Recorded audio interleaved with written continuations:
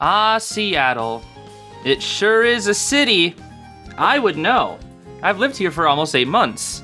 However, I haven't actually been anywhere because I've just been stuck in my room filming videos and whatnot. But recently, I decided to change that. Anything can change. See, I finally had a free day, and I've been wanting to go to the Seattle Aquarium because they added on some new things to it recently, and because I like fish and aquariums are pretty cool. So I went over to my roommate's room, and I was like, hey, do you want to go to the aquarium? And she was like, Okay. So the day began. We had a delicious breakfast, and we had to make our way towards some other event that my roommate was going to before we had to go to the Seattle Aquarium. And unfortunately, we actually started running a little bit behind schedule, so we really had to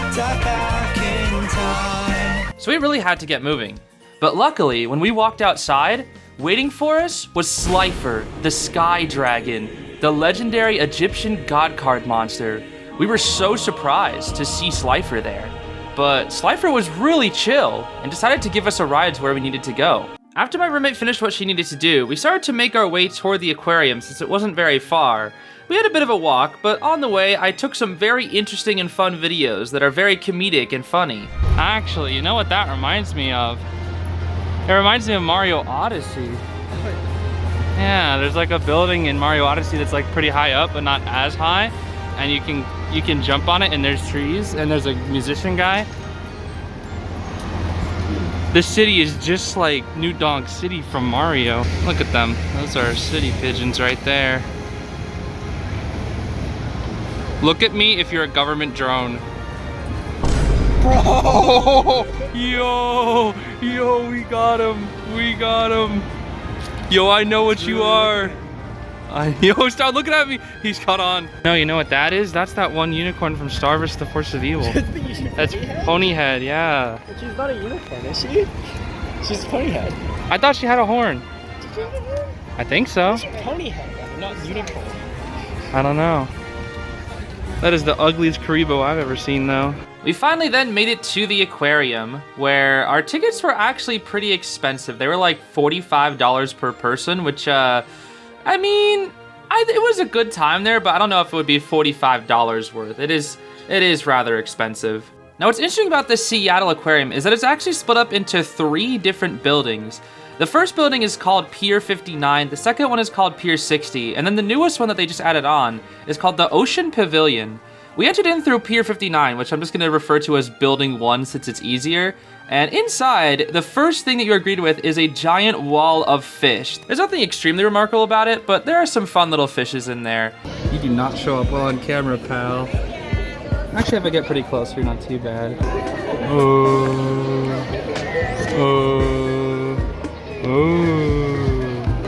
Oh, hey. That's a shiny one. How does it feel to be trapped in an eternal cage until your demise? There's a really shiny one over there. Yeah. It's the shiny Pokemon. Whoa, I was wondering where all you guys were at. They're all clustering. They're all the same kind of fish. Would you cook one of them? Would I cook one of them? Yeah. I don't think any of these would taste good. Nah, that one looks pretty good. Which one? The one that's looking at me. And after that, there's this little transition attraction that is called Crashing Waves. Here it's just a lot of moving water with some fish that like to move with the water. I thought it was pretty cute. They're all at the bottom. They don't want to deal with the man-made disasters. They're all just carries them along. They're just kind of congregated on the bottom. Look at them. They're all they're just shifting. They're translating. It's like you took when the water and then you just shifted them to the left. When the water comes in, they shift too. That's so goofy. It almost doesn't even look real. It looks like you're just yeah. shifting these. Do grab all the. Oh my gosh. It's like shift compress. And if you don't take your time, you can actually pass through these first 2 sections really, really quickly. It can only take a couple minutes. They're pretty simple, but they're a nice little teaser for what comes up ahead. In the next section is a touch pool sort of thing where you can touch starfish and sea urchins and little stuff like that. They have 2 little pools there. And along the walls, they had a lot of information regarding the animals and whatnot there. I got to read a lot of it and learn some pretty cool fun facts. I found the thumbnail. They also have some jellyfish and octopus in this room as well, but the octopus, it was so crowded around that I could barely get a good photo of it. And the jellyfish I thought were really cool because it was actually a ring of jellyfish that would move around the ring and it would go underneath the ground and then above you. You could actually walk underneath the jellyfish and be completely surrounded. Unfortunately though, I didn't really get to go inside of it because it was also quite crowded, but I did pass by it and I love jellyfish, they're so cute. So I was actually a really big fan of this one. And as for the first building, that was it. I would say the first building is probably the most underwhelming part of the Seattle Aquarium experience, which is interesting because that's usually the first one people are going to experience, but I still thought it was really fun. We then make our way out toward Pier 60, which is a bit of a transition in between the first two buildings. But you can also go off to the left and have a really nice view of the bay. It was a really nice day when we went out as well, so I was really happy to get some nice shots of the water.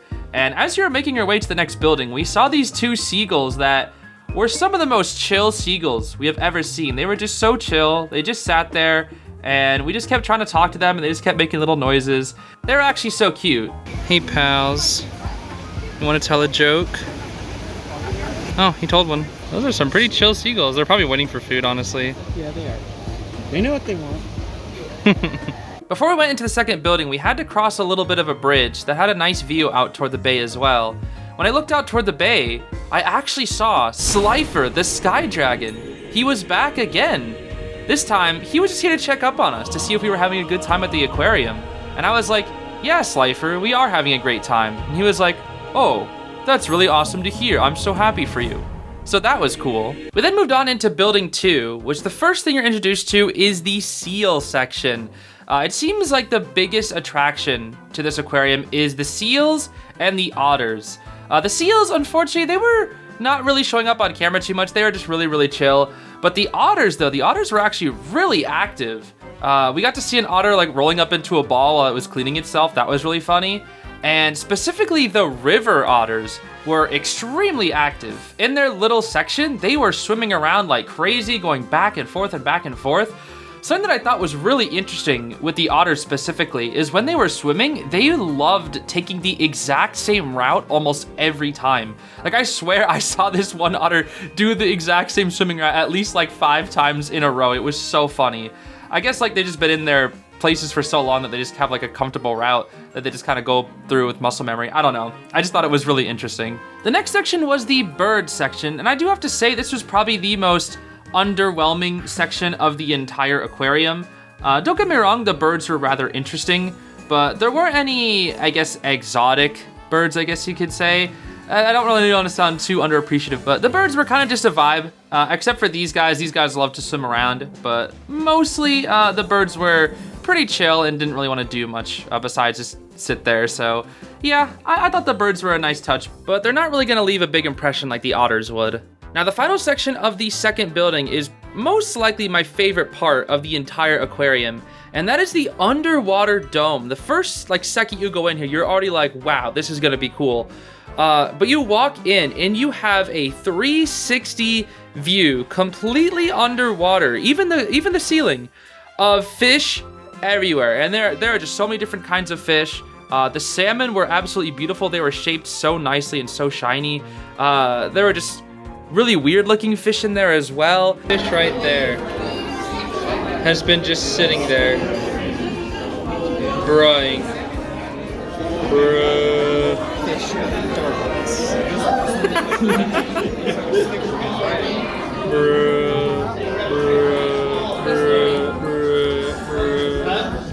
There are even some pretty good sized fish in there, even a shark in there too, which I thought was really cool. But yeah, the underwater dome, I think I spent at least 10 minutes in this area alone because there is just so much to look at. It was so fun watching the swimming patterns of the salmon. They would love swimming around in a very specific circle, and they would always stick together. It was just really fun to watch all the fish. And even some of the fish just love to sleep on the little sections as well. You could literally look at some of the squares and fish were just taking a nap. Having visited the underwater dome, we had now completed the first 2 main buildings of the Seattle Aquarium, which means we're now moving on to the new one, as I like to call it, the DLC expansion pass, which was a new building that they added in August of last year.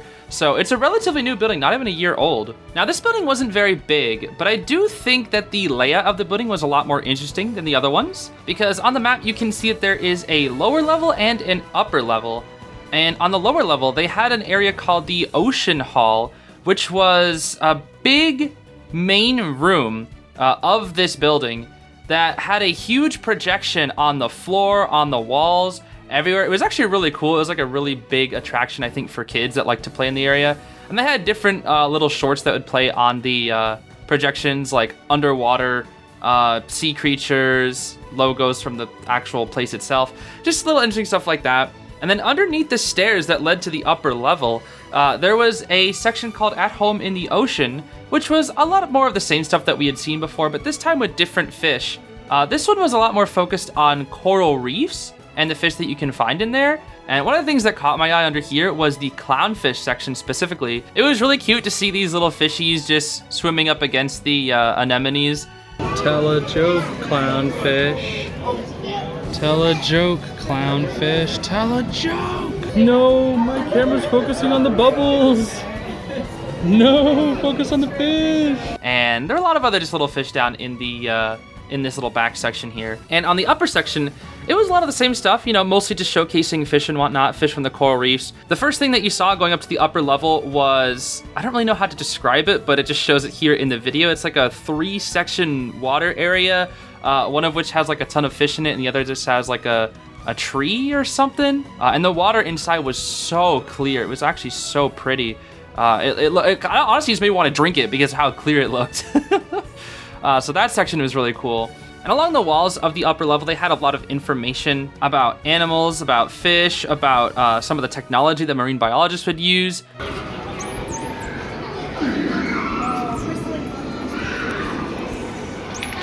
But the biggest thing in the upper level was the huge coral reef tank that was home to many different kinds of fish, as well as 3 manta rays. Whoa! Hey, pal.